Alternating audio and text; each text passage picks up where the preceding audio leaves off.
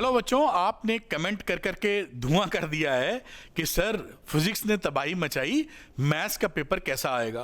तो मैथ्स का paper tough आएगा या इजी आएगा या कैसा आएगा, इसके बारे में मेरे दिमाग में क्या है मैं आपको बता देता हूं, और उसके लिए सजेस्टिव एक्शन क्या होगा वो भी मैं आपको यहां पर क्लियर कर दूंगा। 5-7 मिनट का वीडियो होगा, क्योंकि आप ये जानना चाहते हैं कि मैथ्स का पेपर कैसा आएगा, तो मेरी राय क्या है वो मैं जरूर आपको बता दूंगा।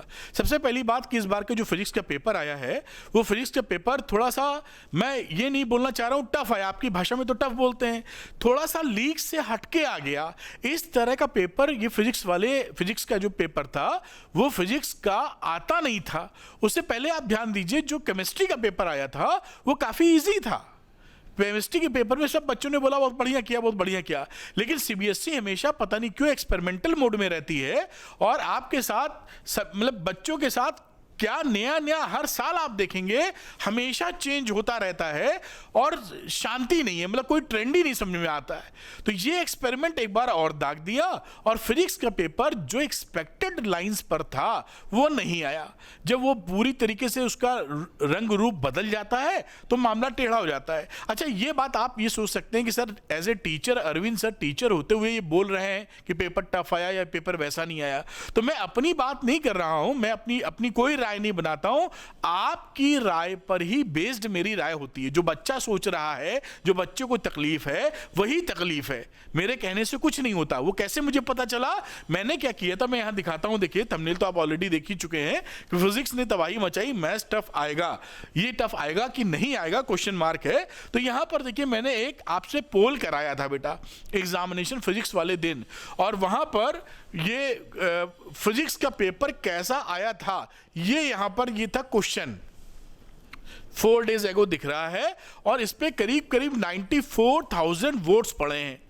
जो फिजिक्स का पेपर देने वाले बच्चे हैं ना, वो मोटे तौर पे सीबीएसई में 7 लाख बच्चे हैं। रीसेंट फिगर मेरे हाथ में नहीं है, 1-2 साल पहले 6,80,000 बच्चे थे। तो फिजिक्स का पेपर देने वाले अगर 7 लाख बच्चे हैं तो मोटे तौर पर 1 लाख बच्चों का सैंपल साइज है, काफी स्ट्रॉन्ग है ना।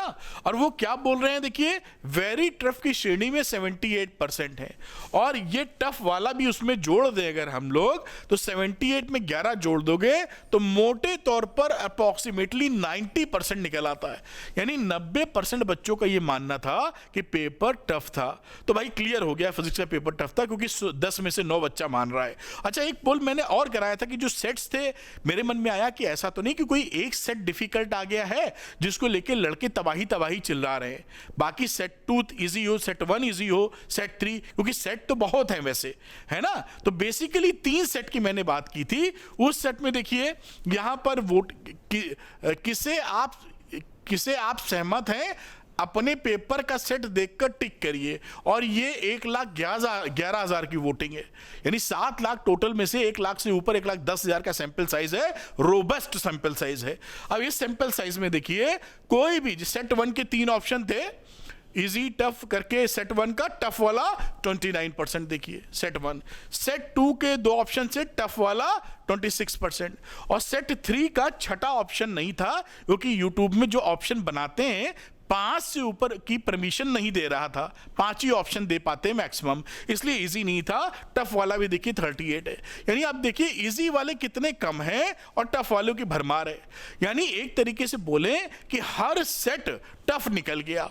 और मैंने यही नहीं मांगा, मैंने बच्चों से मंगाया कि सर आप पेपर, बेटा आप लोग पेपर भेज दो। तो ये देखिए पेपर भी उन्होंने भेजा था, मैं वो भी दिखाता हूं, फिर मैं मुद्दे की बात करूंगा एकदम जस्ट।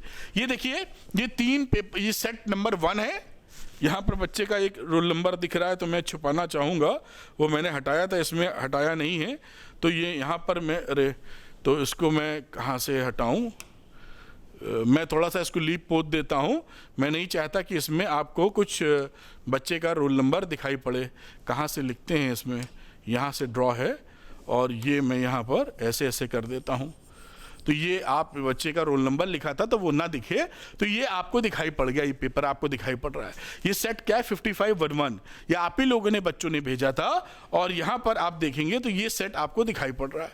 ये सेट पूरा मैंने देख लिया था कायदे से, ये बच्चों ने ही अपने घर से भेजा हुआ है, जो क्वेश्चन थे इसके अंदर वो सब देखे हुए थे।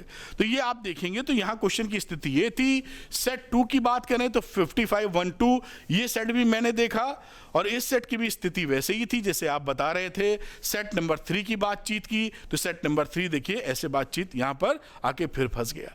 कुल मिला के पेपर था घुमावदार। अब इस घुमावदार पेपर में मैं वापस आता हूं प्रेजेंटेशन मोड पर आपका, कि अब ये क्या उम्मीद की जाए मैथ्स के पेपर के लिए। तो देखिए मैं आपसे यही बोलूंगा कि मैथ्स का पेपर अक्सर बहुत बार लेंदी पेपर आया है, तो आप ये मान के चलें कि कल का जो पेपर आएगा वो मॉडरेट टू टफ आएगा।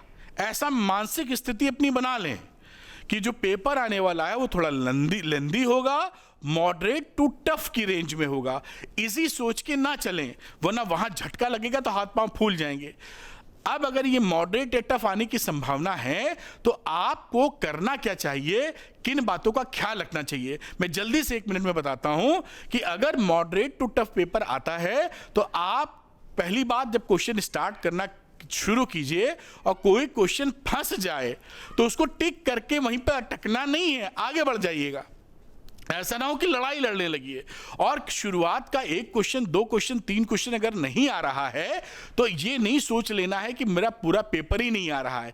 हो सकता है आगे क्वेश्चन इजी हो, ऐसा कोई दुश्मनी थोड़ी सीबीएसई वाले निकालेंगे आपसे, लेकिन वो गड़बड़ कर देते हैं अलग बात है। क्योंकि जो फिजिक्स में हुआ है उसके बाद पेपर की मार्किंग इजी हो जाएगी, उसकी चिंता मत कीजिए। कोई एक पेपर मान लीजिए 19-20 हो जाए तो एक पेपर कोई आपका जीवन नहीं डिसाइड कर सकता है। तो यहाँ पर ये आप बिल्कुल निश्चिंत रहें कि आप पेपर को सॉल्व करें, कोई क्वेश्चन छोड़िएगा नहीं आप, और टाइम का ध्यान रखिएगा।